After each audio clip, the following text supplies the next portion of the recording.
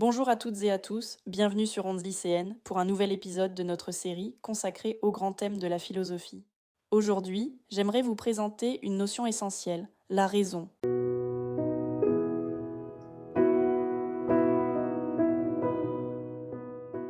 On définit souvent la raison comme la faculté propre à l'homme de penser, de juger et de raisonner de manière logique. C'est en quelque sorte notre boussole.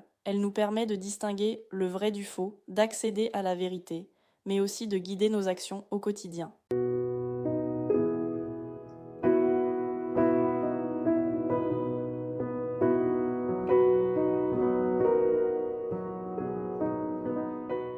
Pourtant, cette notion est plus complexe qu'il n'y paraît. La raison est-elle une puissance absolue ou bien une capacité limitée? C'est précisément ce que nous allons explorer.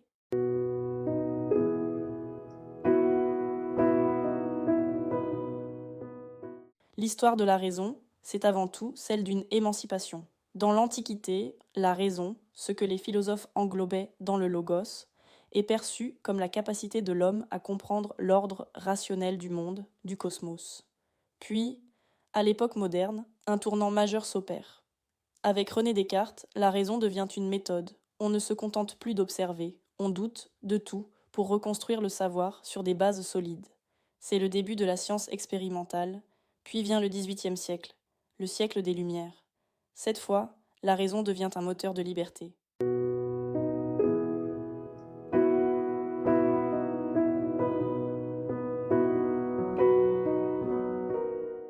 Pour bien comprendre le rôle de la raison, il faut s'arrêter sur deux aspects fondamentaux. D'abord, la raison comme exigence de vérité. Ensuite, la raison comme condition de la liberté. Prenons un exemple. Pour René Descartes, la raison est l'outil qui nous donne accès à la certitude. Il affirme ⁇ Je pense, donc je suis ⁇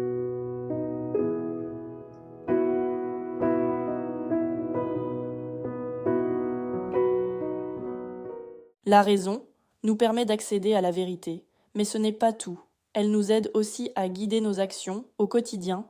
Prenons un exemple simple. Faire ses comptes et réfléchir avant de prendre une décision importante, c'est déjà utiliser sa raison. Si la raison permet d'atteindre la vérité, le doute, lui, est indispensable. Pourquoi? Parce qu'il permet d'éviter les erreurs. Prenons un exemple. Avant de croire une information sur Internet, il faut douter et vérifier ses sources. C'est déjà utiliser sa raison.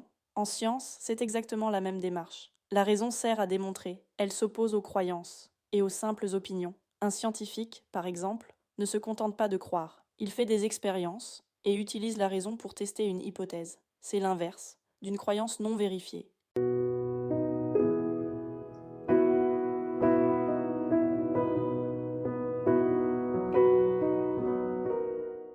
Nos décisions ne sont pas toujours rationnelles. David Hume montre que la raison n'est pas toute puissante. Il suffit de penser à un achat sur un coup de cœur. On agit sans vraiment réfléchir. De la même façon, pour Blaise Pascal, certaines vérités échappent à la raison, surtout celles qui concernent les émotions. Par exemple, tomber amoureux, ça ne s'explique pas uniquement par la logique.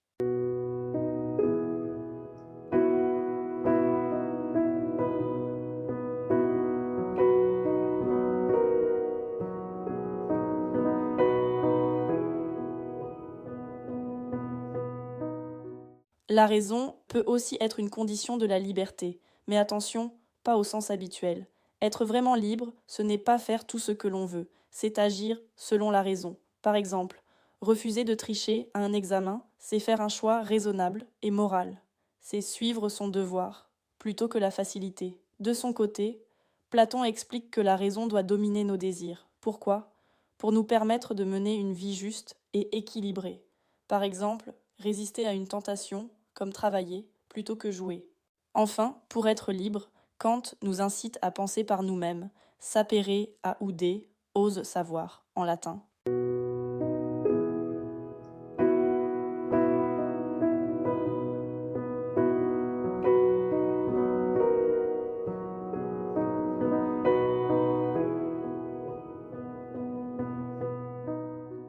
La raison peut aussi devenir dangereuse si elle est mal utilisée. Pourquoi? Parce qu'on peut s'en servir pour manipuler, par exemple, utiliser des arguments logiques pour convaincre quelqu'un de quelque chose de faux. On le voit parfois dans certaines publicités trompeuses, ou encore dans des discours politiques biaisés. Dans ce cas, la raison n'éclaire plus, elle trompe.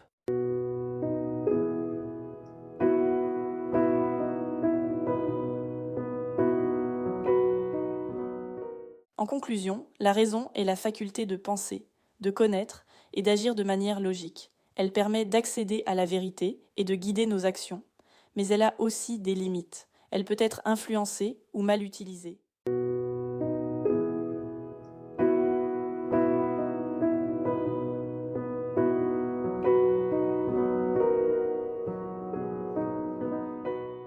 Merci de nous avoir écoutés et à bientôt pour un nouvel épisode sur Ondes lycéennes.